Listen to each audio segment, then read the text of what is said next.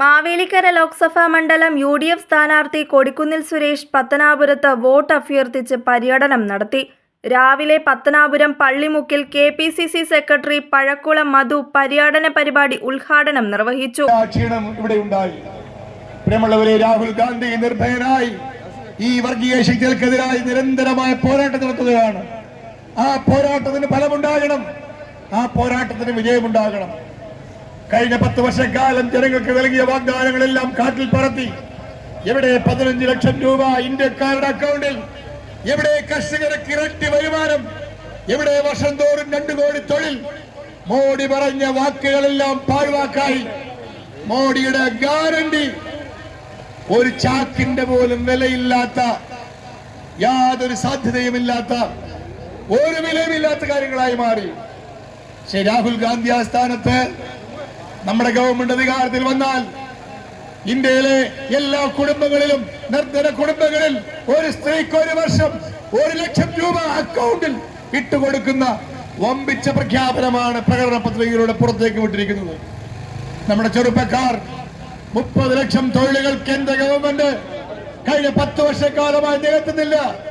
India മുന്നണിയുടെ പ്രധാനമന്ത്രിയായി രാഹുൽ ഗാന്ധി അധികാരത്തിൽ വന്നാൽ കേന്ദ്ര സർക്കാർ സ്ഥാപനങ്ങളിലെ 30 ലക്ഷം തൊഴിലുകൾ ഇതാ നികത്താൻ പോകുന്നു. അതുപോലെ ചെറുപ്പക്കാർ, അഭ്യസ്തവിദ്യരായ ചെറുപ്പക്കാർ, തൊഴിലില്ലാത്ത ചെറുപ്പക്കാർക്ക് 1 വർഷം അപ്രന്റീസ്ഷിപ്പ് കൊടുത്തിട്ട് 1 ലക്ഷം രൂപ അവർക്ക് നൽകാൻ തീരുമാനിച്ചിരിക്കുന്നു.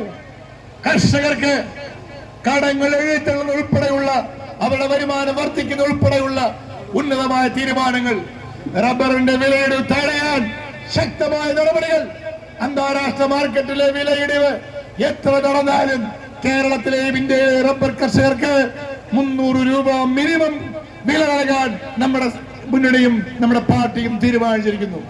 അങ്ങനെ ഈ രാജ്യത്ത് സാധാരണക്കാരായ പാവങ്ങളായ അംഗൻവാടി ടീച്ചർമാർ, ദേശീയ തൊഴിലുറപ്പ് പദ്ധതി തൊഴിലാളികൾ തുടങ്ങി, ഓട്ടോറിക്ഷ ഡ്രൈവർമാർ തുടങ്ങി ഈ രാജ്യത്തെ ഏറ്റവും സാധാരണക്കാരായ മനുഷ്യാനുഭവിക്കുന്ന ദുരിതങ്ങൾക്ക് പരിഹാരം കാണാനുള്ള ശക്തമായ നടപടികളാണ് നമ്മുടെ പ്രകടന പത്രികയിലുള്ളത്. കേന്ദ്ര മോദി സർക്കാരും സംസ്ഥാന പിണറായി സർക്കാരും അഴിമതിയുടെ കാര്യത്തിൽ ഒരേ നാണയമാണെന്നും തങ്ങൾക്കെതിരെ രാഷ്ട്രീയപരമായി ശബ്ദിക്കുന്നവരെ കള്ളക്കേസിൽ കുടുക്കാനാണ് ശ്രമിക്കുന്നതെന്നും ജനങ്ങളുടെ ജനാധിപത്യത്തിന് ശക്തി പകരാൻ കൊടിക്കുന്നിൽ സുരേഷിനെ വിജയിപ്പിക്കണമെന്നാണ്. തുടർന്ന് കൊടിക്കുന്നിൽ സുരേഷ് സ്വീകരണത്തിന് നന്ദി അഭ്യർത്ഥിച്ച് സംസാരിച്ചു.